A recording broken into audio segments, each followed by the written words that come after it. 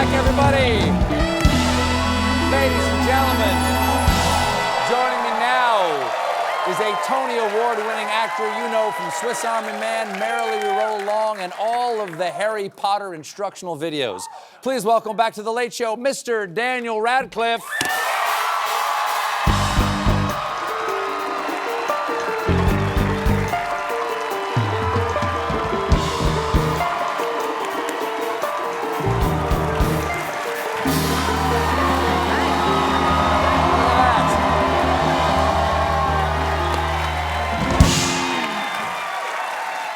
Nice to see you again. Thank you for having me. How you been? Oh, How right. you been? Yeah, good. You grew a big old bushy beard. I That's did. Nice. Well, I've been allowed to for my current job. They made me shave the last time I was here. Oh, that's nice. So That's nice. I can just be lazy. Oh, you look great. You kind of look like a fisherman. Thanks. Nice. You know what? On the Reggie Dinkins show that I'm doing, Erica Alexander saw me come into work one day and said she thought I looked like a longshoreman, which I will take as a similar, similar very compliment. Nice. So last time you were here was for Merrily We Roll Along with our friend John Groff and Lindsay Mendez. Now you're back on the Broadway stage for Every Brilliant Thing, right there. Also at the Hudson Theater, same place you did the last time. Great theater. And this is very different. This is a one-man show. In a manner of speaking, yes. So it is. It's a show about.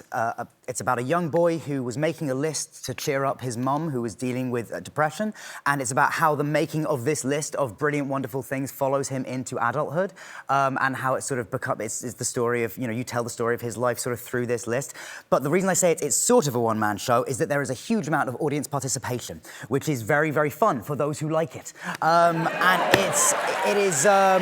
So really, So what do you do? You get suggestions, or what do you do? So there's basically there's the list itself. There's sort of 80 pieces of card I hand out every night, and they to the audience. And so if the show starts at 8, I'm in the audience at 7:30. I'll be seeing everyone as they come in, handing out cards. It has a number on them. If I shout the number, you shout the thing that's written on the card. That's the sort of lower grade audience participation. As they come in, Daniel Radcliffe is in the audience. Yeah, I'm freaking people out. Do they freak out? Yes, I'm really alarming people who are just trying to find their seats. But it's a lot of fun. And then for 5 people in the show, 5 people do play characters in the show. So 5 people who walk into the theatre not knowing this is going to happen that night will end up being on stage and doing scenes. And it's really it should feel every night like we are making the whole play together. It's really lovely.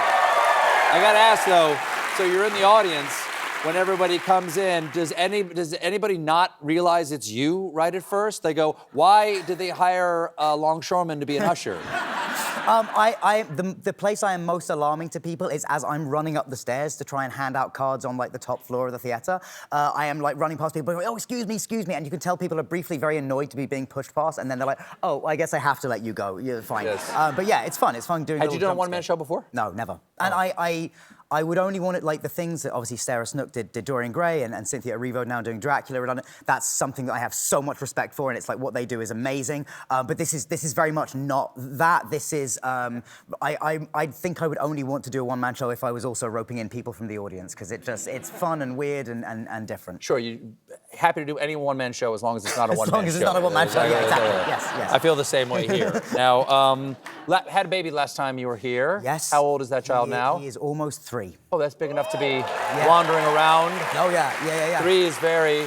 Yeah. People, as many said, the people who say terrible 2s have never had a 3 because... Everybody loves telling the parents of 2-year-olds that 3 is in fact worse. I found this out because they're stronger. They're stronger, more willful. Does he come to the theater? He has been a few times. His mum, Erin, did a play last year in Lincoln Center, so he was on that stage for a bit. I have brought him into the Hudson Theater now a couple of times, and he is far too comfortable on a stage for my liking.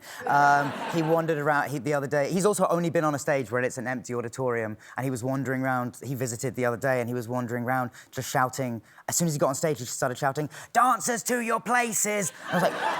I was like, where has this? Evidently, it's something that he has in his gymnastics and dance class, but so that he has learned from them. But the fact that he even knew to say that on a stage is terrifying and unsettling. So he wants to be a stage manager when he grows up. Ideal, great. Behind the camera, off the stage, great. Sure. Be stage management, be a director, great. Give him a little 3-ring binder and a stopwatch. And he'll be fine. Absolutely. Okay, you are also starring in the new sitcom The Fall and Rise of Reggie Dinkins alongside Tracy Morgan. Morgan, yes, absolutely. Recently, the two of you attended a Knicks game. There you go. That's fun, the two of you at the Knicks game. Is he a fun hang offset? Yes. Yeah, he's the like whenever you do anything with Tracy, you sort of go like, well, I can't, if I do this again, it won't be nearly as fun. Because that was my first time ever going to a basketball game, and like Tracy's Any basketball? Any basketball game, yeah, and it was with Tracy Morgan to the Knicks, so it's really, it was a cool and insane experience. It's not always like that. I guess not, yeah. No, I mean, Tracy, you know, he will say 5 of the most insane things you've ever heard a human being say every day. He kept telling me that he was gonna make LeBron give me his shoes, and I was like, you know, please don't. I'm sure he doesn't want to do that. Did you get LeBron's shoes? I did not, but only because Tracy didn't manage to speak to him. I am fully convinced that if he had managed to, like, eyeball him, I might have one of LeBron's shoes right now. But you could use it as a boat. I mean, I certainly could. Yeah, I could get to work in that. Wow. We have to take a quick break. We'll be right back with more Daniel Radcliffe, everybody. Stick around.